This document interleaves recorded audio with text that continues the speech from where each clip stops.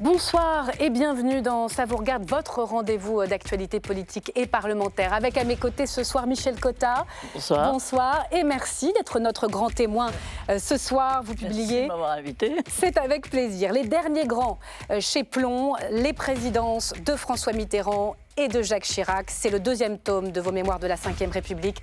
Et c'est un livre pour l'histoire, véritablement truffé d'anecdotes, comme toujours avec vous, et de scènes inédites. Et puis d'une époque à l'autre, on va parler aussi d'un documentaire que vous co-signez avec Patrice Duhamel et Jean Garrigue pour France Télévisions sur la dissolution d'Emmanuel Macron, avec un casting absolument exceptionnel. On en parlera tout à l'heure, dans la deuxième partie. Mais d'abord, que va faire Marine Le Pen? Depuis les concessions de Michel Barnier hier sur le budget, le RN fait monter les enchères. Le scénario de la censure dès mercredi prochain est dans toutes les têtes. Plus d'un Français sur deux la réclame. Alors pourquoi? Grand décryptage dans un instant avec mes invités. Enfin, la question qui fâche ce soir, Emmanuel Macron en fait-il trop sur Notre-Dame? 5 ans après l'incendie, le président s'est offert ce matin une dernière visite du chantier en mondovision. Avant la réouverture ce week-end, nous en parlerons avec nos chroniqueurs à la fin de cette émission. Voilà pour le sommaire. On y va, Michel Cotta? On y va. Ça vous regarde, générique.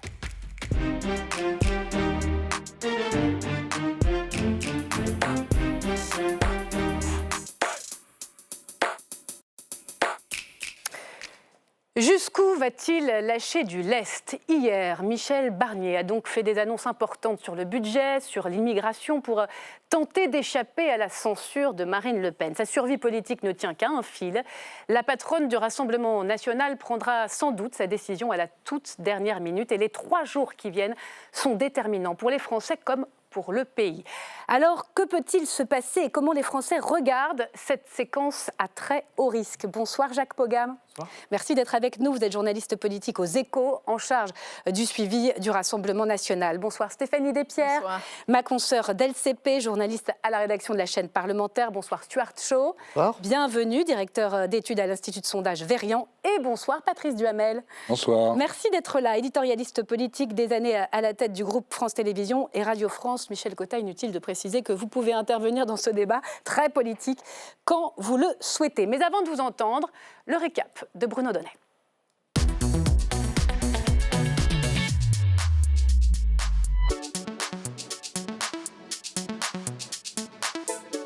Bonsoir Bruno. Bonsoir Myriam, bonsoir à tous. Dans votre récap, un climat politique électrique et un calendrier qui s'accélère.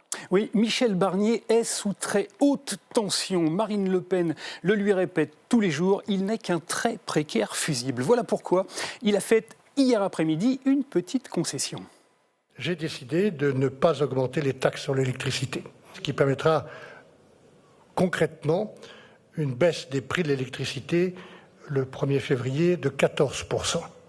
Seulement voilà, Michel Barnier l'a dit au Figaro et répété en conférence de presse, s'il a pris cette décision, ça n'est en aucun cas pour faire faire des étincelles au Rassemblement national. J'ai écouté tout le monde sur ce sujet, de Marine Le Pen lundi matin jusqu'à M. Chassaigne et Mme Kuckerman, des dirigeants du Parti communiste, tout à l'heure, avant de venir vous rejoindre. Oui, mes journées sont stimulantes. Allons bon, alors Marine Le Pen en a immédiatement pété les plombs, car en dépit des promesses faites rien que pour elle sur la suppression de l'aide médicale d'État et l'introduction de la proportionnelle, elle l'a dit à nos confrères du Monde, l'attachement à dire que cela n'est pas une concession au RN me pose un problème démocratique. Voilà, la patronne du RN se sent méprisée. Ni une ni deux, elle a donc demandé à ses lieutenants d'allonger la liste de courses et de réexpliquer à Michel Barnier qu'un fusible, ça peut sauter.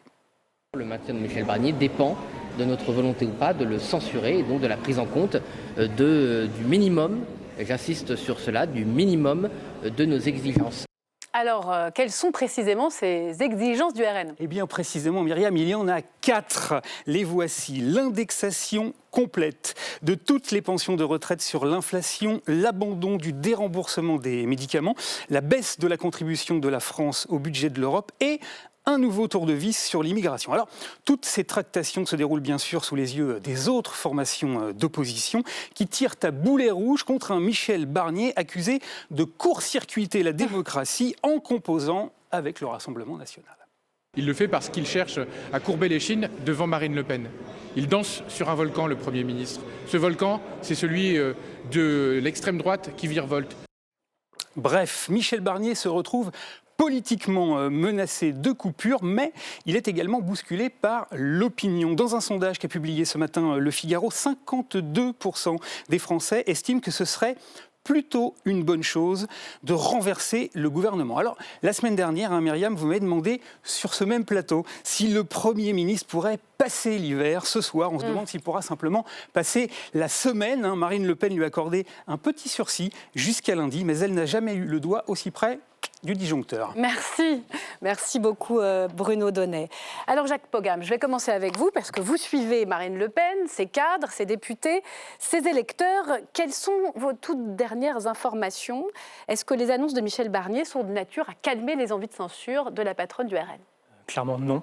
C'est ce qui ressort des discussions qu'on a avec des députés RN, sans le nommer Jean-Philippe Tanguy, qui s'occupe beaucoup de faire le service après-vente sur les annonces de Michel Barnier.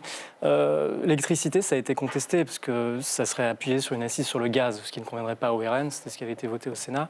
Sur les allègements de charges, ça ne convient pas non plus, c'est pas compensé suffisamment. Et sur l'indexation des retraites, c'est quand même le point majeur. Et pour l'instant, Michel Barnier n'a fait aucune concession sur ce sujet-là. Il en a fait à Laurent Wauquiez, mais ce que demande Marine Le Pen, c'est qu'aucune des pensions, petites ou grandes, soit indexée au 1er janvier. C'est pas innocent que Marine Le Pen veuille s'attribuer un succès total sur les retraites. C'est aussi pour envoyer un coup de pied à Laurent Wauquiez. Mais sur la forme, parce qu'elle se sent toujours méprisée. Depuis lundi dernier, elle a été reçue. Là, on comprend qu'elle aurait voulu davantage que expressément ce geste lui soit accordé à elle et pas aux autres formations politiques. Il fait une erreur tactique sur la forme, le Premier ministre? Vous l'avez cité, l'article du Monde, ce qui transparaît, c'est qu'elles se sont évidemment un peu maltraitées, en tout cas pas suffisamment considérées. Oui. Il y a eu quand même des bougées, c'est ce qu'on utilise dans ces moments-là comme terme. Jean-Philippe Tanguy a vu Laurent Saint-Martin, le ministre du Budget, hier soir. Apparemment, la discussion a été fructueuse, d'après un des participants, mais ça n'a pas abouti non plus. Mais l'échange est là, il y a des contacts réguliers. Ça, c'est important, parce qu'ils ne se parlaient pas. Tout à fait. Donc les canaux avec Matignon sont ouverts à nouveau. Oui, après, il n'y a pas de rendez-vous, d'entretien, même téléphonique, qui est prévu dans le week-end. Après, la porte reste ouverte, c'est ce qu'on dit au RN, c'est ce qu'on explique en permanence. Mais ce qu'on dit moins, et ce qui a transparu dans certains articles de presse, c'est qu'il y avait quand même des contacts, même informels, entre les directeurs de cabinet des uns et des autres. Le téléphone rouge n'a jamais été... La ligne n'a jamais été complètement coupée. Alors, juste sur le calendrier, on comprend, parce que c'est vrai que les Français s'attendaient à une potentielle censure à Noël. Et là, finalement, ça pourrait arriver beaucoup plus vite que prévu. Elle a intérêt, si elle veut censurer, je reste dans cette hypothèse, Marine Le Pen, à le faire dès mercredi plutôt que sous le sapin autour du 20 décembre. Ça interviendrait au moment du PLFSS. Et dans le PLFSS, il y a certaines mesures très importantes qui touchent au pouvoir d'achat des Français et qui sont un marqueur de Marine Le Pen dans sa défense des classes populaires et moyennes. Il y a le déremboursement des médicaments, il y a effectivement les allègements de charges puisque c'est adossé aux cotisations sociales, et il y a... Je l'ai dit et je le répète une fois encore, les retraites. Donc, si elle devait chercher une justification politique à présenter à ses électeurs, vous parliez de cadeaux sous le sapin, mais ça y ressemblerait, ce serait plutôt sur ce genre de mesures. Sur le PLF en lui-même... Projet de loi de finances. Tout à fait. Il y a d'autres choses sur lesquelles elle pourrait appuyer, mais si elle est décidée à le faire, finalement, dès lundi prochain, l'occasion paraît idéale. Stéphanie Despierres, elles sont fixes, ces conditions posées par le RN, ces lignes rouges, où elles ne cessent d'évoluer. Est-ce qu'on peut parler d'enchères qui montent à mesure que la date de la censure approche ? Alors, la liste a été rallongée très clairement depuis une quinzaine de jours, même si le RN conteste en disant on a toujours dit ça, etc. Et là, on l'a bien vu hier. Moi, j'étais dans la salle des 4 colonnes hier quand l'information est tombée. Donc, j'ai essayé d'avoir des réactions... sur les annonces sur l'électricité du Premier ministre. J'ai essayé d'avoir des députés du Rassemblement national. Les premiers qu'on a vus, en fait, étaient un peu en retrait parce qu'ils ne savaient pas trop ce qu'il fallait qu'ils disent. Ils venaient juste d'envoyer un communiqué avec une liste, mais on avait l'impression que le communiqué avait été réécrit à la va-vite pour prendre en compte l'annonce de Michel Barnier. Et il y avait une réticence. Ils savaient plus trop, donc ils commençaient à dire c'est bien, mais c'est insuffisant, mais voilà, ils n'allaient pas beaucoup plus loin. Et au fur et à mesure de l'après-midi, on a vu à nouveau la liste des demandes qui s'allongeait.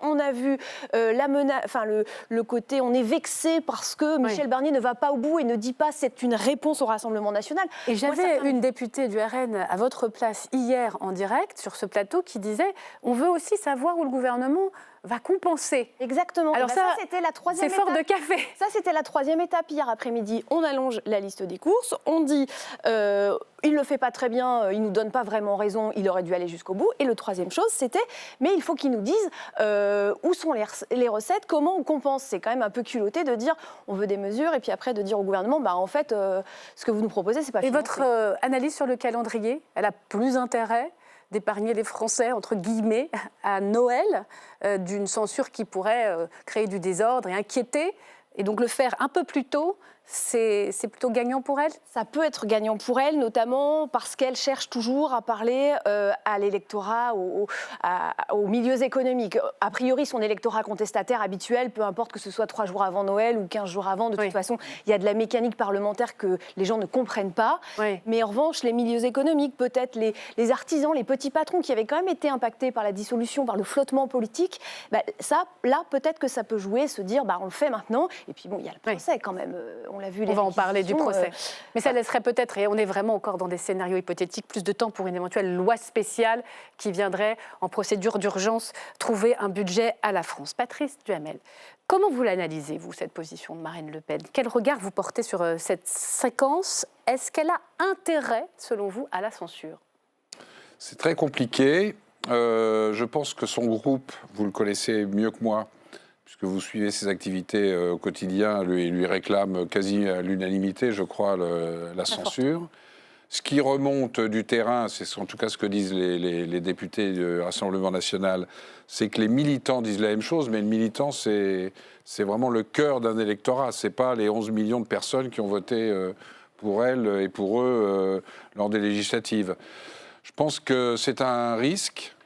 J'étais sur un autre plateau avant-hier avec Jacques Attali qui disait ceux qui vont voter la censure seront disqualifiés pour 2027. On verra s'il a raison ou pas. Il a quand même une grande expérience politique, notamment de l'exercice du pouvoir. Je pense qu'elle prend un risque, mais en même temps, je crois que maintenant, on est arrivé à un moment où je vois mal, peut-être que j'anticipe une question qui viendra plus tard, mais je vois mal comment elle pourrait reculer. Elle est allée tellement loin que le fait de renoncer au dernier moment paraîtrait comme une forme de faiblesse, même si elle a obtenu des satisfactions nombreuses. Il y a une chose qui va arriver ce soir après votre émission, vers 22h ou 23h, qui peut peser aussi, c'est l'éventuelle dégradation de la note française par Standard & Poor's. S'il y a une note dégradée, et avec les explications qu'on va voir et dont on pourra mesurer l'ampleur, ça va ajouter à la dramatisation et on va avoir ça jusqu'à lundi. Mais il y a une forme de supplice chinois, c'est quand même... on est dans l'inédit depuis le 9 juin à 21h05, mais ça continue. Michel Cotta, votre regard, on est quand même dans quelque chose de totalement nouveau, là. Ce qui se passe, 3 blocs que tout oppose, un gouvernement qui tient un fil, quasiment dans les mains de la patronne du Rassemblement national, ancien Front National. Qui veut, en gros, si j'ai bien compris, et si on a bien compris, qui veut en gros que Barnier fasse son programme. Alors, je trouve qu'il y a quand même une sorte de chantage qui ne dit pas son nom, entre vous acceptez ça, mais alors je vous en demande plus, et puis si vous acceptez ce que je viens de vous dire, je vous en demanderai plus demain, qui est insupportable, et je ne vois pas jusqu'où... Vous dites qu'on ne voit pas Marine Le Pen reculer, mais moi je ne vois pas le Premier ministre maintenant pouvoir reculer. C'est-à-dire céder davantage ? Oui, c'est des davantages. Là, pour le coup, on dira alors prenons directement Marine Le Pen, elle fera l'affaire. C'est pas la peine. Donc, il est quand même. Il y a effectivement pour lui, il faut pas qu'il aille trop loin parce que on dirait que c'est un déshonneur. Oui, il faut pas qu'elle tient la plume du budget. Il faut pas qu'il soit trop rigide. Alors, on verra si le négociateur de Brexit sera le négociateur de choses impossibles. La question aussi qui va être très importante tout le week-end, c'est comment les Français regardent un petit peu ce qui risque de se passer super chaud. On va parler des électeurs du RN spécifiquement dans un instant, mais les Français, tous les sondages montrent qu'à peu près un Français sur 2, 52%, 54%, attendent la censure. Déjà, est-ce que vous estimez que c'est beaucoup ou pas forcément ? Je ne crois pas. Je ne pense pas qu'il y ait une aspiration majoritaire et populaire à la censure. Je pense que les Français, depuis le mois de juin, expriment une colère non pas forcément envers le gouvernement, le Premier ministre, nommé tardivement, mais surtout envers le Président de la République. Et c'est ça, en fait, qui bloque chez les Français. Je ne considère pas qu'à 52 ou 54%, selon les confrères, l'aspiration soit largement partagée. Oui, parce qu'avec les 3 blocs, on pourrait se dire, si la gauche et le RN veulent la censure, ça devrait faire plus de 60%. Bien sûr, et puis si vous posez la question aux Français dans ce moment, on l'a dit, assez inédit, il y a aussi une question qui se pose, c'est quelles sont les conséquences. Et là, l'opinion publique n'a pas forcément en tête toutes les conséquences que ça peut avoir. C'est quelque chose, comme vous l'avez dit, d'inédit, de singulier dans notre histoire politique. Donc d'une certaine manière, l'opinion publique, elle réagit là à l'instant T sans vraiment savoir ce qui pourrait se passer. Et dans ces conditions-là, en dépit d'une défiance très importante envers ce gouvernement, auquel l'opinion d'ailleurs s'est pas trop attachée, en ayant en tête déjà que ça allait plus ou moins assez vite se finir, mais avec une défiance très forte envers le président de la République. En dépit de cela, vous voyez, on n'a pas des scores de 3/4% des Français qui souhaitent la chute du gouvernement. D'ailleurs, il y a un chiffre de mes confrères que je trouve assez intéressant, c'est qu'ils demandent à la fois est-ce que vous êtes pour ou contre la censure. Vous avez une majorité assez faible, 52-53% qui vous disent oui. Et puis ensuite, lorsque on rentre un peu dans le détail de ce qui pourrait être les conséquences de cette censure, on a le chiffre qui se renverse avec une majorité de Français qui considèrent qu'effectivement, il y a un risque d'instabilité. Donc ça dépend de la question, en fait. Si vous leur dites la censure, ce sera moins de pouvoir d'achat, ils ne veulent plus la censure. Si vous dites que la censure, ça peut entraîner un risque, effectivement, d'instabilité, à la fois politique, financière, etc. Vous savez, même sur l'électorat Rassemblement national, on pourra en reparler, et encore une fois, il n'y a pas une aspiration extrêmement majoritaire, à mon sens, sur cette idée de motion de censure. Patrice. Juste une phrase, c'est là où elle joue, je parlais de risque tout à l'heure, là où elle joue gros, c'est son plafond de verre, c'est son électorat, les 11 millions et demi. Mais si elle veut un jour être élue présidente de la République, il faut que ça aille au-delà, et notamment sur la droite, ce qu'on appelait la droite modérée. Et là, la droite modérée, elle peut avoir peur des lendemains du 4 les patrons d'entreprise, notamment, ou les retraités. Alors, une chose est sûre, et vous l'avez dit, Stuart Shaw, les électeurs du RN, eux, attendent, et de pied ferme, cette censure. On est allé à leur rencontre à Laon, dans l'Aisne, où plus d'un électeur sur 2 a voté Marine Le Pen. Reportage Marion Becker, Juliette Prunier.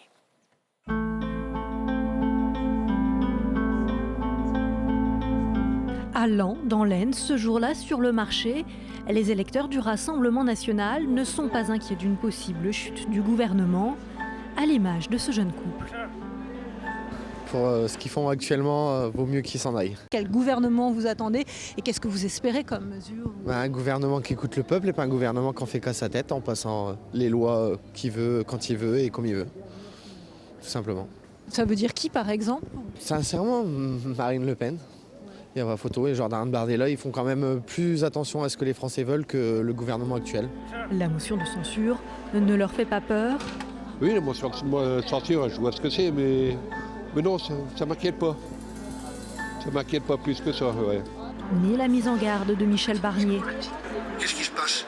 Il n'y a plus de budget, il y aura une tempête probablement assez grave et des turbulences graves sur les marchés financiers. Je crois pas à ce qu'il dit. Il ne faut pas attendre qu'il y ait une censure. Ça a bougé, c'est pas à nous vraiment à bouger. Bon, les agriculteurs, ils bougent et il n'y a rien qui bouge. Pour ce couple de retraités, faire tomber le gouvernement, ce serait l'occasion pour le Rassemblement national d'arriver au pouvoir. Ouais, pourquoi pas ? Essayer. Ils ont tous essayé, les autres. Pourquoi pas Marine ? Le Pen, c'est Le Pen, c'est tout. Et ils ne sont pas les seuls. Moi, pour l'instant, ce serait Bardella. J'aime bien.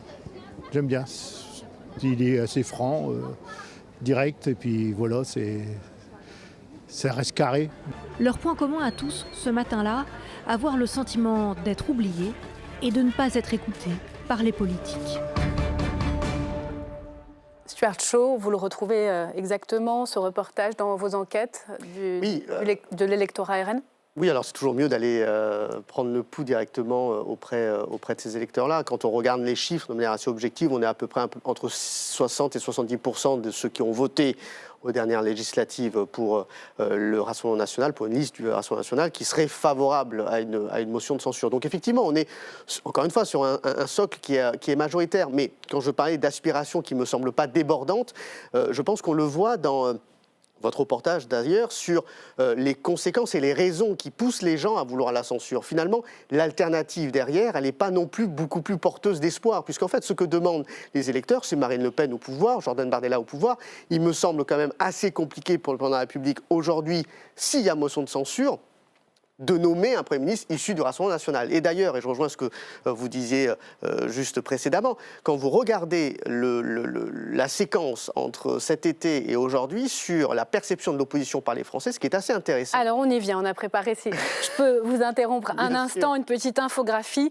Qui est la principale force d'opposition à Michel Barnier? Eh bien c'est le NFP. Absolument. Et Jean-Luc Mélenchon pour 39% des Français, et le RN qui vient après, 34% des Français. Oui, parce qu'il faut quand même avoir en tête que le Rassemblement national joue dans une séquence qui est un peu différente, en tout cas dans un contexte un peu différent. C'est après les législatives. Et donc, d'une certaine manière, les législatives, elles ont aussi porté une sorte de coup d'arrêt à la dynamique RN. Donc là, il y a une question aussi de coût politique que pourrait avoir effectivement ce vote de la motion sur un électorat qu'ils essaient en tout cas de conquérir, qui reste un électorat de droite. Sur l'électorat de droite, 74% sont défavorables à une motion de censure. Donc, d'une certaine manière, je rejoins tout à fait ce que vous disiez, le plafond de verre et la stratégie politique de Marine Le Pen peut se jouer dans les prochains jours aussi. Jacques Pogam, qui est la première force d'opposition?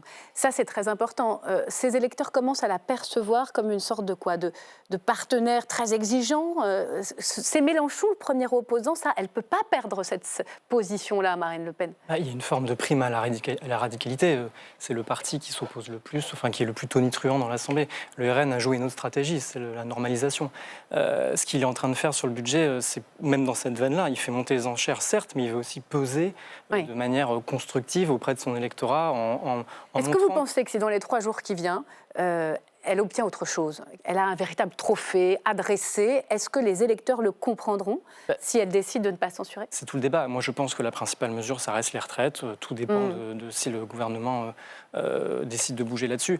Après, c'est trivial comme terme, mais la liste des courses est tellement conséquente que ça laisse à penser que Marine Le Pen aura toujours, d'une certaine manière, une nouvelle mesure dans son sac à mettre en avant et qu'elle sera très difficile par définition à satisfaire. Après, et quel est le poids du procès alors dans sa décision? On a l'impression vraiment d'un déplacement de la scène judiciaire vers la scène politique. Eux, ils s'en défendent. Ils séparent les deux.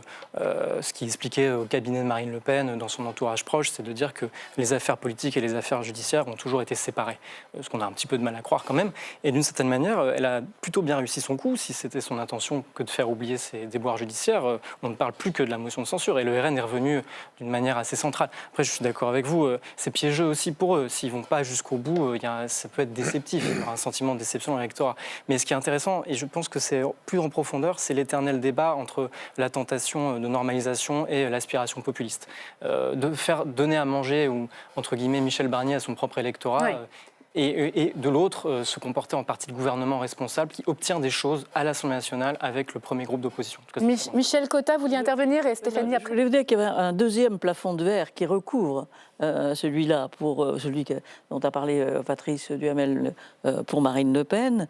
Même les gens qui sont pour elle en trouvent des sondages, je parle sous votre contrôle, qui disent qu'elle n'est pas apte à gouverner. C'est-à-dire qu'elle risque. Commence à être atteinte. Ça veut dire que si elle force trop sur le côté on peut tout accepter, on peut tout augmenter, alors ça renforcera cette impression qu'elle ne peut pas gouverner parce qu'elle est piégée par le populisme, en quelque sorte. Donc elle a une équation politique très complexe. Comment garder son socle tout en l'élargissant? Stéphanie Despierres, il y a une petite voie de passage, alors je ne sais pas du tout ce qui va se passer, qui consisterait à ce que le RN s'abstienne lundi sur le budget de la sécurité sociale. Qu'est-ce qui peut se passer? Qu'est-ce que ça changerait? Alors, si le RN décide de s'abstenir, ça veut dire que le budget de la sécurité sociale peut passer. Donc, il sera soumis au vote, 149.3. Il sera soumis au vote, 149.3. Donc, le pays aurait un budget de la sécurité sociale. Et on peut imaginer qu'il n'y ait donc pas de motion de censure, ou pas de motion de censure votée, et que Michel Barnier reste en poste. En revanche, et c'est là que, notamment au sein du camp macroniste et du bloc central, on a des interrogations. Est-ce que même si Michel Barnier obtenait l'engagement, même s'il va pas aussi loin, mais si il se dit bon, je tente le coup, j'ai toujours dit que je donnais la voix au Parlement, je n'utilise pas cette arme fatale du 49.3. Beaucoup dans le socle bloc central se disent mais comment on est sûr que Marine Le Pen s'abstient in fine. Est-ce qu'elle ne va pas changer d'avis au dernier moment? Si on prend, c'est un coup de poker que d'aller au vote. Il faudra attendre. C'est un énorme coup de poker, c'est un énorme pari de Michel Barnier s'il décide de ne pas recourir au 49.3 lundi. Les macronistes, ils sont dans quel état d'esprit là, quand ils voient les annonces s'accumuler en direction de Marine Le Pen, même si ça n'est pas mis en scène de la sorte? Alors, ils répètent, certains, que le discours de Michel Barnier en disant « mais tout le monde le demandait, ce n'est pas que… » Sur l'électricité. Voilà, mais sur l'aide médicale d'État, par exemple, ça ne doit pas passer, ça? Non, ça ne passe pas dans une très grande partie du groupe, parce que même dans la branche qui n'est pas ce qu'on appelle l'aile gauche des macronistes, toucher à l'aide médicale d'État, c'est quand même assez compliqué de leur point de vue. Et puis, beaucoup s'interrogent. Ils voient la liste des courses s'allonger et ils se disent « mais est-ce que de toute façon, même si à un moment, elle dit clairement qu'elle ne censure pas, est-ce que… » elle le fera vraiment. Pour être tout à fait complet pour ceux qui nous regardent, si c'est un scénario, une hypothèse encore, elle décidait de s'abstenir, donc le budget de la Sécu ou la commission mixte paritaire conclusive passerait, mais il lui reste une arme après sur le budget. Si elle veut jouer au supplice chinois, pour reprendre l'expression de Patrice Duhamel, elle peut continuer et la censure peut intervenir après, donc à Noël. Oui, elle peut intervenir après, puisque là, on parle du budget de la sécurité sociale, mais ensuite, il y a le budget de la France. Et par exemple, la taxe sur l'électricité, c'est dans le budget de l'État. L'aide médicale d'État, il y en a une partie aussi qui est dans le budget de l'État. Donc, ça peut être reculé pour mieux sauter. Sur les crédits, oui. Et Michel Barnier peut avoir un sursis, mais un sursis de quelques jours, quelques semaines. Bon, on va faire un petit pronostic. Allez-y. Dans les lignes rouges, il y en a une qui est dans le budget de l'État aussi, qui est son souhait à elle qui est une baisse symbolique, même symbolique, de la contribution. Et ça, franchement, à mon avis, pour le gouvernement, pour des tas de raisons, c'est impossible. Sur un point idéologique en plus. Je pense que c'est impossible à accepter pour le gouvernement. La part de contribution de la France à l'Union européenne. Notamment pour Michel Barnier, oui, absolument. D'ailleurs, je me permets d'ajouter de façon un peu perverse, ils ont baissé la demande, c'est-à-dire que c'était 5 milliards d'économies au départ et c'est passé de 1 milliard. Donc ils essaient de montrer qu'ils sont bons joueurs, mais au fond, de toute façon, c'est impossible effectivement pour le Premier ministre que d'abdiquer sur une mesure aussi symbolique. Et là, on est sur des mesures, par exemple sur les retraites, sur les allègements de charges, sur la taxe sur l'électricité, on est sur des mesures où toute une partie du socle commun n'en voulait pas non plus. Là, quand on part sur des mesures Union européenne, AME, c'est très compliqué parce que idéologiquement, elle est la seule à demander ça. Oui. Stuart Shaw, avant de vous faire un petit tour de table de pronostics pour conclure ce débat, parce que ça m'intéresse, quand même prenons un peu notre risque, les sondages, là, ils vont être très importants sur le week-end, les remontées des marchés, les remontées de terrain, mais aussi, j'imagine que les instituts de sondeurs, on leur commande aussi dans les familles politiques de façon privée un certain nombre d'enquêtes. Oui, il n'y a pas que les journaux. Ils regardent ça de très très près. Oui, c'est un outil de mesure qui est regardé, évidemment, avec beaucoup d'attention. Après, vous savez, derrière le RN, qu'est-ce qu'ils demandent exactement? Ça nous intéresse de savoir. Rien du tout. Mais je pense qu'il y a une réelle crainte quant à l'érosion, je pense, du socle de Français qui, effectivement, voit dans Marine Le Pen une capacité ou pas à gouverner. On a réalisé ce baromètre, dont vous avez partagé un certain nombre de chiffres avec vos confrères du Monde, que l'on réalise depuis 1980 sur l'image du Rassemblement national. Et ce qui est assez intéressant, c'est qu'il y a des scores qui sont assez inédits. Pour la première fois, le RN n'est plus perçu comme un danger pour la démocratie. Pour la première fois, on a un nombre de Français extrêmement élevé qui adhèrent à la fois au constat et aux solutions proposées par le Rassemblement national. Par contre, il y a un chiffre qui a retenu notre attention, c'est sur la capacité du RN à participer à un gouvernement. Et là, ça baisse pour la première fois depuis quelques années. Et donc, ça montre effectivement que là, il y a un doute quant à la logique et la stratégie adoptée par Marine Le Pen si la prochaine étape, c'est effectivement la présidentielle. Je rejoins ce que vous disiez.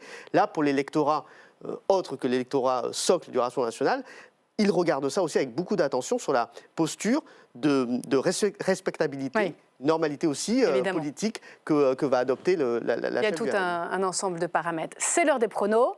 On y va. Censure ou pas censure, Jacques Pogam? Je ne me risquerai pas. C'est vous qui suivez, hein. Vous devez être le plus informé. Non, je veux pas prendre d'engagement là-dessus. Non, je pense que la décision n'est pas prise et que paradoxalement, elle dépend plus de Michel Barnier que de Marine Le Pen. Ah oui, c'est à lui de lâcher. Je ne dirais pas ça, mais je pense que de sa capacité à donner une place, la première place en l'occurrence réclamée par Marine Le Pen sur le budget, c'est-à-dire le premier parti d'opposition qui aura fait plier le genou au gouvernement, de cette condition-là dépend sa survie politique. C'est presque plus formel que sur le fond. S'il se mettait vraiment à la désigner comme victorieuse de ce bras de fer, ça Exactement. peut passer. Exactement. Ah bon, voilà, on est tous des petits égaux quelque part. Stéphanie, censure ou pas? Difficile à dire, mais je ne vois pas très bien, alors que ça fait 10 jours qu'elle répète qu'il faut censurer, qu'elle essaye de dédramatiser s'il y a une censure en disant « mais non, c'est pas vrai, le gouvernement dit n'importe quoi », en disant que le pays va s'écrouler.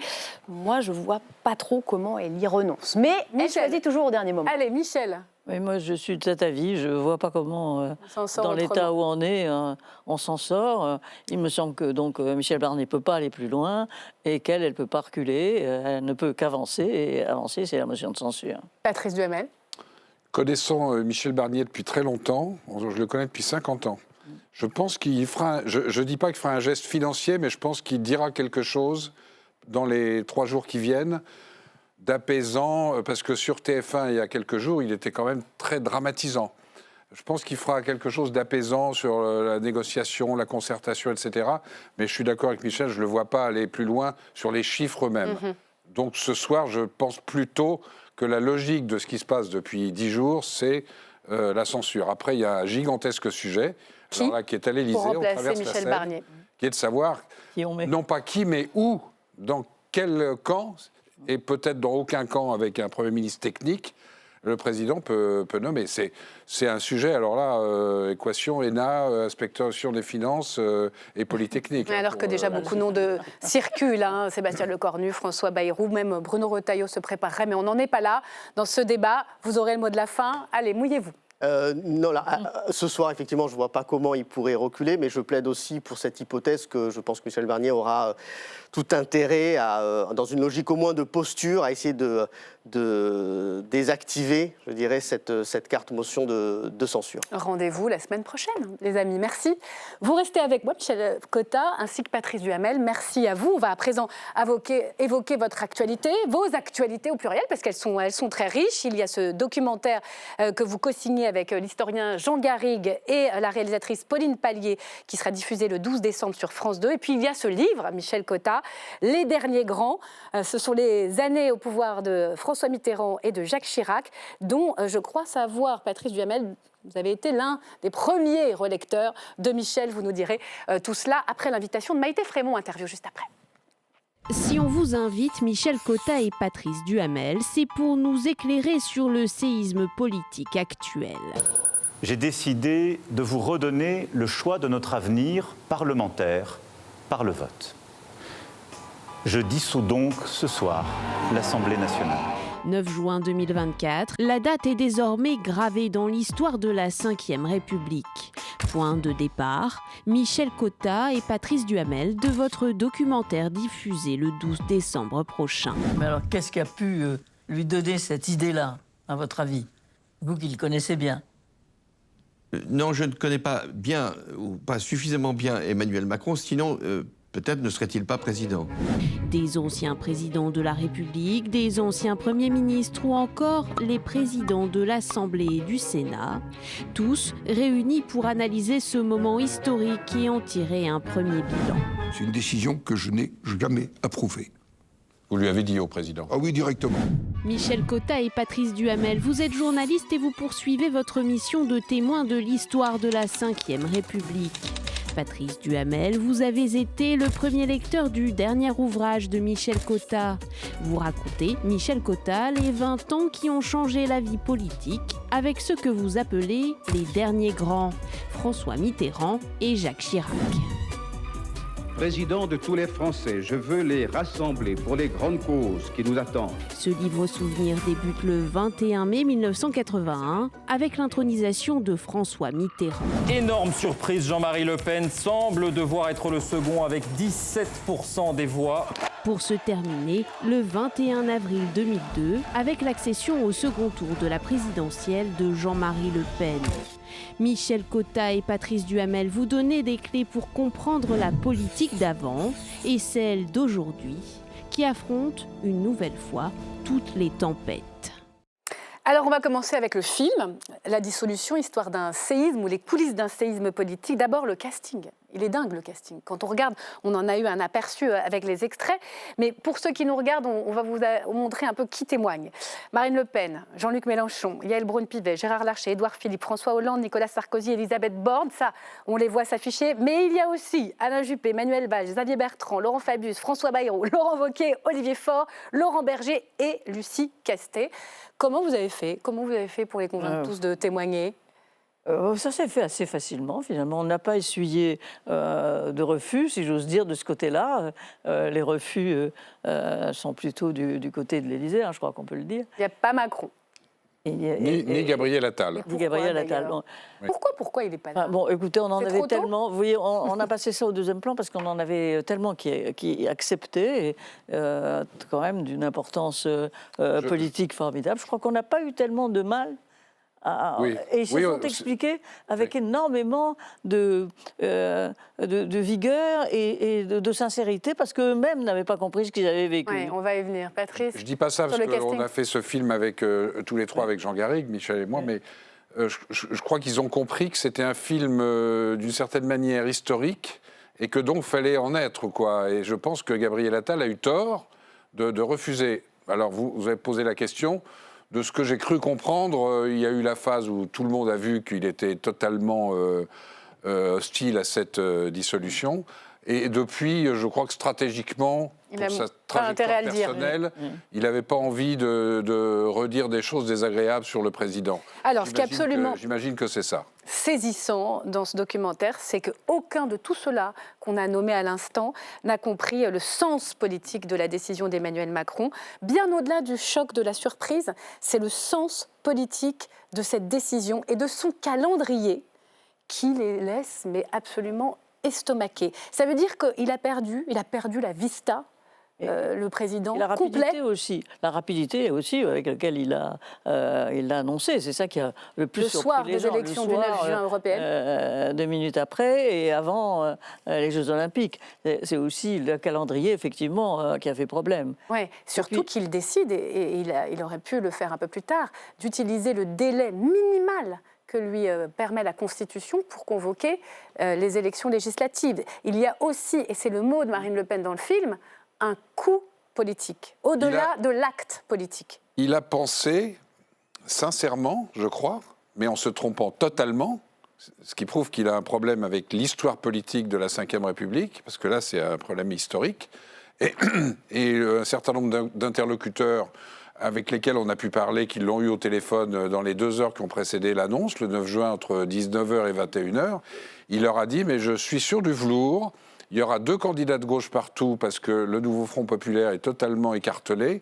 Et donc, nos candidats seront au 2e tour le plus souvent contre le Rassemblement national. Et le réflexe d'unité face à l'extrême droite a toujours existé. Il y en a un de ceux-là qui l'ont eu au téléphone ce soir-là, qui m'a dit mais tu te trompes totalement. Tu vas voir, ils vont mettre 24 heures ou 48 heures à se mettre d'accord.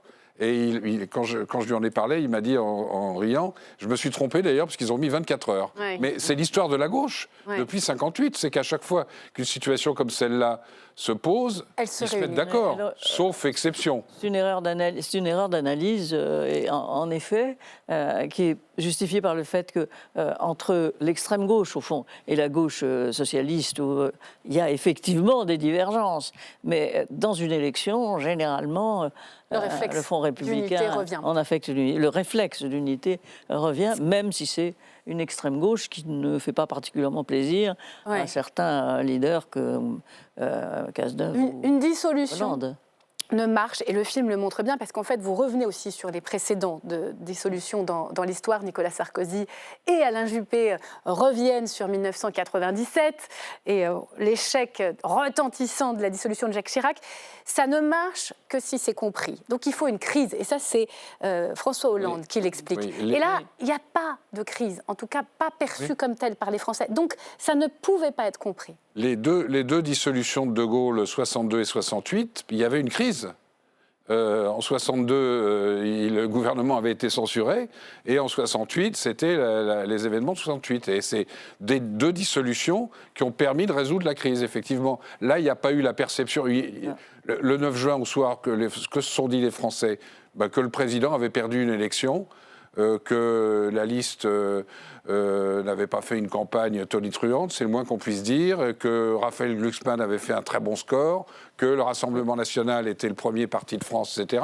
Mais je ne pense pas qu'ils aient eu le sentiment qu'on était dans une crise ouverte qui justifiait qu'on renverse la table. Ouais. Alors c'est passionnant aussi. Justement, parce que lui, le président de la République, pensait qu'il était soumis ou il serait soumis à une motion de censure, justement, en septembre. Et que donc, il fallait avancer à l'échéance.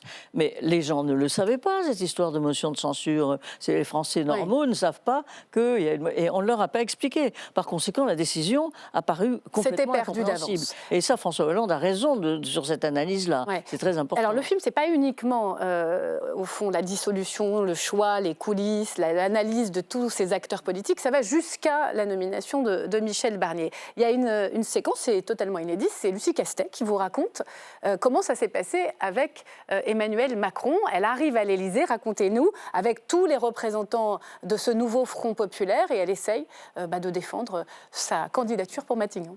Oui, et puis le président lui pose des questions. Qu'est-ce que vous allez faire là-dessus? Qu'est-ce que vous ferez sur ce dossier-là, etc. Elle-même raconte qu'elle pose des questions au président. Ça se passe de manière assez courtoise, mais clairement, on voit bien que dès la sortie et les déclarations qui sont faites, ça ne sera pas de ce côté-là que ça se passera, et le président le confirmera publiquement très vite. Mais effectivement, c'est une... Il s'est passé, franchement, on parle de télévision, là, c'est un documentaire, vraiment, il n'y a pas de fiction du tout. Mais tout ce qui se passe depuis le 9 juin, si on réfléchit, pour les gens qui de temps en temps regardent des séries sur les plateformes, Netflix, Amazon ou autres, ce sont des scènes de séries de fiction. Ouais, les scénaristes n'arrivent même pas à être à la hauteur. C'est une scène extraordinaire. Wauquiez raconte que quand il est allé voir le président dans le film, le président lui dit... Ah non, c'est Bernard Cazeneuve, je crois, qui dit le président m'a dit, oui, ça peut être quelqu'un de droite à Matignon, ça peut être quelqu'un de gauche. C'est une scène stupéfiante. Oui. Alors, je voudrais, pour faire la transition... la scène où Lucie Castet, qui est sur son vélo à Paris, apprend du chef du Parti socialiste qu'elle peut être candidate. Et l'idée qu'elle soit en train de pédaler et de se dire, après tout, pourquoi pas, Premier ministre, c'est une scène, je trouve. Alors, justement, pour faire la transition avec les derniers grands, votre livre, Michel Cotta, je vais vous passer un extrait d'une vidéo de François Mitterrand. J'avais prévu de le faire un peu plus tard, mais je trouve que c'est intéressant puisqu'on commence à imaginer que potentiellement l'élection présidentielle pourrait être anticipée. On n'en est pas là, mais regardez, interrogé par Jean-Pierre Elkabbach, ce qu'il répondait quand justement lui aussi était confronté à cette question de la démission. Regardez. Vous pensez qu'ils pourraient arriver à ce moment-là à obtenir votre départ? Parce qu'il y avait des rumeurs de manifestations sur les Champs-Élysées le 28. Mais non, il aurait pu y avoir 36 autres manifestations. C'était de l'agitation de fin de campagne. Oui, puis j'ai quelques moyens qu'ils emploient. On ne peut rien contre la volonté d'un homme. Michel Cotta, c'est intéressant cette réponse à la lumière d'aujourd'hui. En plus, selon le tempérament de Mitterrand, elle était crédible. Le seul problème, c'est de savoir si... je vous rappelle que le président de la République actuelle avait dit que les résultats de l'élection européenne n'affecteraient en aucun cas sa politique. Et puis là-dessus, il dissout. Donc, bien malin si le président de la République actuelle pouvait répondre avec cette solidité-là. Ouais. Alors justement, on voit bien la volonté d'un homme. Au fond, jamais personne n'a cru que François Mitterrand allait partir, alors que c'est quand même très différent, même si ça n'est absolument pas certain dans le cas d'Emmanuel Macron. Les derniers grands, ça veut dire quoi ? Qu'est-ce qu'ils ont, François Mitterrand et Jacques Chirac, que les autres après eux n'ont pas? Alors, ça veut dire d'abord une certaine époque. Ça veut dire une époque où la Ve République était stable, n'était pas... elle s'était très bien faite, au fond, elle s'est très bien faite aux cohabitations avec un parti majoritaire qui était différent de celui du président. Ça, c'est le premier point, c'est important, le cadre est important. Le deuxième... Et c'était une période, et on la regrette peut-être, j'en sais rien aujourd'hui, mais c'est une période où la parole politique avait encore de l'importance. Et eux deux, lorsqu'ils disaient quelque chose, lorsque Jacques Chirac disait non, je ne voterai pas pour la seconde guerre d'Irak, ou lorsque François Mitterrand... On les écoutait, on les prenait véritablement au sérieux. Et je remarque, par exemple, ça m'a beaucoup frappé, justement, par comparaison avec ça, lorsque le président de la République actuelle dit moi, je ne voterai pas le Mercosur », eh bien, ça n'empêche pas les paysans qui ne croient pas sa parole à défiler dans la rue. Il y a une défiance. Et enfin, alors, j'aurais pas dit, j'ai lu dans un article, peut-être que j'aurais dû dire les deux derniers fauves. Mais enfin, c'est des gens qui sont des combattants politiques. François Mitterrand est resté dans l'opposition pendant 23 ans, il a été 30 ans dans les politiques. Jacques Chirac, lui, pendant 20 ans, a résisté aussi. C'est-à-dire, c'est des gens qui ont un long sillage, un long parcours, et donc un vrai rapport avec la France. Je voudrais vous montrer cette archive, puisque votre introduction s'ouvre sur cette scène, 1981, au Panthéon. Après les deux discours et un entretien avec le maire de Paris, François Mitterrand ressort de l'hôtel de ville et remonte le boulevard Saint-Michel. C'est à pied qu'il va gravir la rue Soufflot qui le conduit au Panthéon. C'est le premier bain de foule du président de la République. Regardez. Seul, deux roses à la main, il pénètre maintenant à l'intérieur du Panthéon. Il va se recueillir sur les tombeaux de Jean Moulin et Jean Jaurès. Voilà, la voix de la journaliste Dominique Poncet de France 3 à l'époque. Vous décrivez très bien, vous frayez un chemin, Michel Cotta, place des grands hommes pour tenter d'approcher et voir cette scène. Il y a une phrase, ça vous traverse à un moment, il faut expliquer, c'est avant l'investiture à l'Élysée, c'est vraiment la mise en scène d'une prise de fonction. Vous dites, est-ce qu'ils n'en fait pas trop ? Vous vous dites, est-ce que c'est pas un peu trop spectaculaire ? J'ai trouvé, c'est très difficile de dire ce qu'on pense vraiment, mais j'ai trouvé ça relativement émouvant et assez rapidement.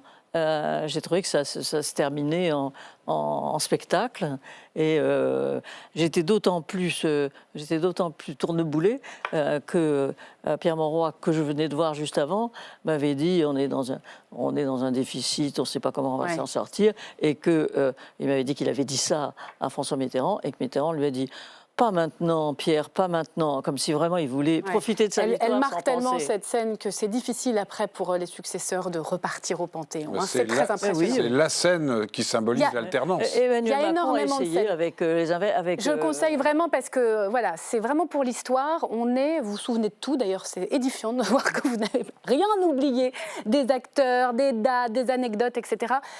Mitterrand, et ça je renvoie au lecteur, vous confie sa maladie quelques mois après son élection. Ça c'est vraiment édifiant. Il dit, voilà, il a fallu que j'attende 65 ans en pleine forme, c'est malin. Voilà. Je passe là-dessus. Je voudrais qu'on dise un mot de Jacques Chirac, comme premier ou quasi premier lecteur après votre époux, bien sûr, Michel. Qu'est-ce qui vous a marqué concernant Jacques Chirac dans le livre ? Ce qui me marque, c'est cette espèce de contradiction ou de paradoxe entre la fermeté. Il y a eu plusieurs Jacques Chirac, et Michel, dans le livre, parle des Jacques Chirac successifs, Premier ministre et président, ce n'est pas les mêmes. Où il symbolise d'abord la droite pure et dure. La première cohabitation est extraordinairement brutale, polémique, etc., etc. Et puis se transforme peu à peu en père de la nation et il termine en 2007 comme le père de la nation. C'est ça le plus impressionnant. Merci, on s'arrête là, mais on va continuer à débattre. Je recommande le 2e tome, après ce livre d'ailleurs qui avait eu le prix des députés en 2024, l'année dernière. Les derniers grands, c'est à lire chez Plon. Vous restez avec nous, on va accueillir nos chroniqueurs. Tout de suite, la question qui fâche pour terminer.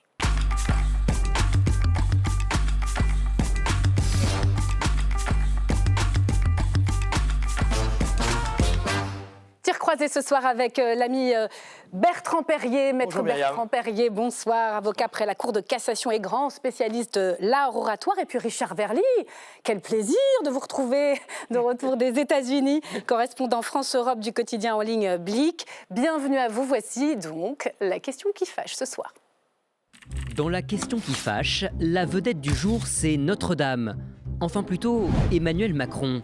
Au centre des célébrations de la réouverture de la cathédrale, le président, au milieu de ses fidèles, au milieu des compagnons qui ont œuvré à la reconstruction, fier d'avoir tenu sa promesse. En avril 2019, nous avions décidé que cela prendrait 5 ans. Vous l'avez fait, vous avez réussi ce que l'on pensait impossible. Paris remporté, un miracle que nenni selon ses proches, qui saluent plutôt la force de volonté du président.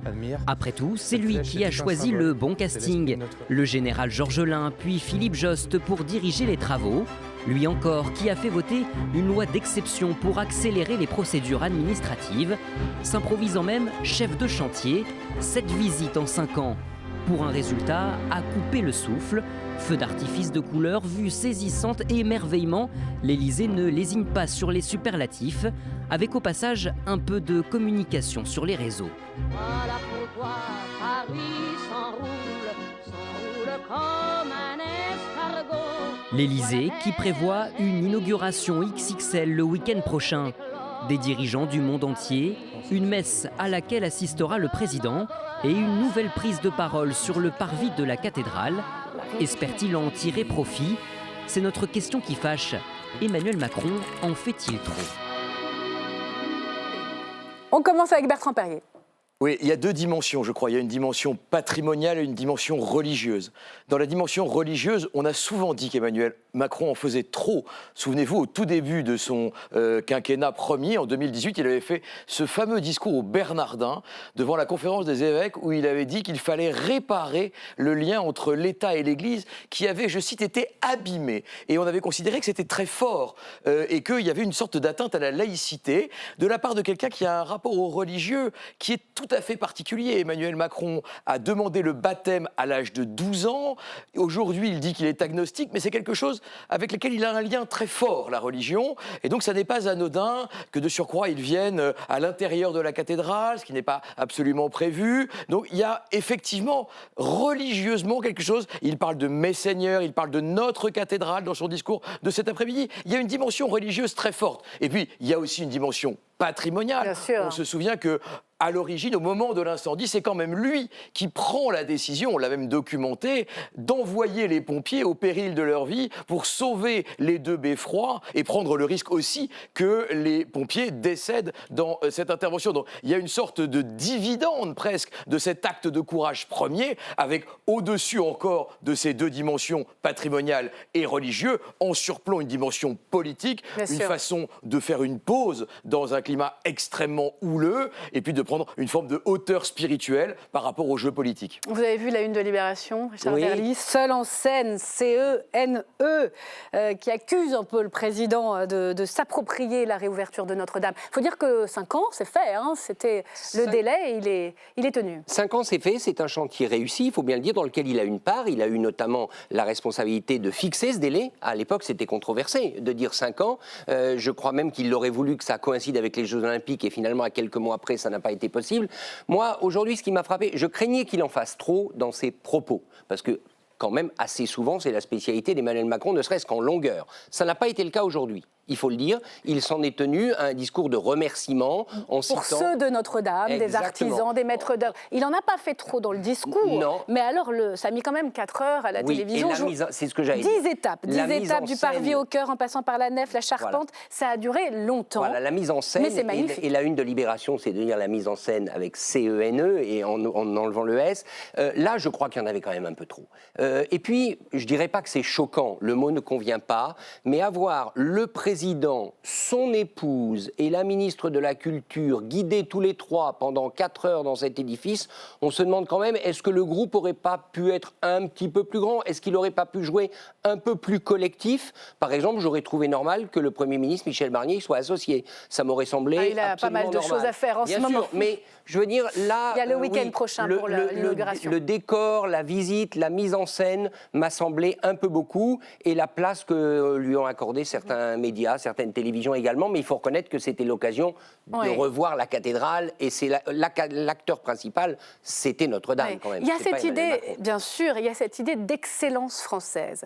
Et on sent qu'il y a une volonté, au fond, de retrouver la magie des Jeux Olympiques et de montrer qu'à travers la fierté du bâtiment absolument magnifique, les images sont somptueuses, eh bien, il y a aussi une manière de revenir avec un peu plus de gains politiques pour un président qui est quand même très, très affaibli. Oui, c'était un défi un peu fou, et le pari a été gagné. Et ça n'est pas tous les jours. Ça a été un peu le cas, effectivement, avec les Jeux Olympiques. On avait l'impression de quelque chose qui était chimérique, qui était au-dessus de nos forces. Et en effet, on l'a fait. Et on l'a fait comme cela, ce délai de 5 ans qui avait été assigné par le président de la République. Et en effet, il a beau jeu aujourd'hui, et le réel lui donne en quelque sorte raison, de dire, vous voyez, ça n'était pas aussi fou que ça, et j'ai bien fait, parce que on voit bien que cette déambulation l'a emmené aussi en hauteur. Il a vu la charpente, il a rendu hommage aussi à un ouvrier qui est décédé au cours des travaux. Donc on voit bien qu'il y a effectivement une mise à l'honneur de, en quelque sorte, ceux de Notre-Dame, comme vous le disiez, avant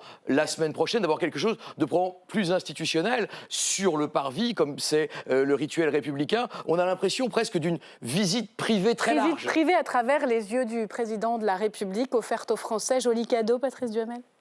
Oui, non, mais c'est vrai qu'il a fait un pari, parce qu'il y a 5 ans, effectivement, il y a peu de gens que j'y connais rien, hein, l'architecture en général et celle de Notre-Dame en particulier, mais la majorité des gens disaient, mais il n'y arrivera jamais, pourquoi il a dit ça, etc. Donc de ce point de vue-là, il a réussi. J'ai trouvé ça un peu long, effectivement, ce matin. Ça aurait peut-être été mieux s'il avait eu quelques compagnons du devoir autour de lui, s'ils n'avaient pas, mais pour reprendre ce que disait... Ils étaient autour de lui à la fin. Oui, mais dans la visite en permanence, je veux dire. Pour reprendre ce que disait Bertrand, il y a un côté religieux, oui, il y a un côté politique et patrimonial, effectivement. Je pense qu'il y a un côté mystique chez lui. Et petite anecdote, sa première campagne présidentielle en 2017... Les journalistes je n'en faisais pas partie, mais il y avait une quarantaine de journalistes qui suivaient toute la campagne, jour après jour, tous les meetings, etc. Et ils lui avaient donné un surnom, c'était The Young Pop. C'était une série comme italienne dans la série avec Jude Law. Et parce qu'il trouvait qu'il ressemblait un peu à... Paolo Sorrentino, excellente série, effectivement. Formidable série. Et il allait tout le temps et régulièrement, d'ailleurs, à la basilique Saint-Denis, entre Dieu et le roi. Le mystique était là. Le jour où il a annoncé sa candidature en 2017, il est allé tout seul, incognito, dans la crypte de la basilique de Saint-Denis. Voilà le mystique. L'événement dépasse les catholiques et dépasse la religion. C'est Notre-Dame. C'est quelque part, c'est le patrimoine. C'est Victor Hugo. Et c'est d'une certaine façon Victor Hugo et la France. Merci beaucoup Michel Cotta de m'avoir accompagné pour cette émission. Merci à vous. Plongez dans ce livre, le 2e tome des Mémoires de la 5e de Michel Cotta. François Mitterrand, Jacques Chirac, les derniers grands, c'est-à-dire chez Plon. C'est le week-end, profitez bien. À la semaine prochaine.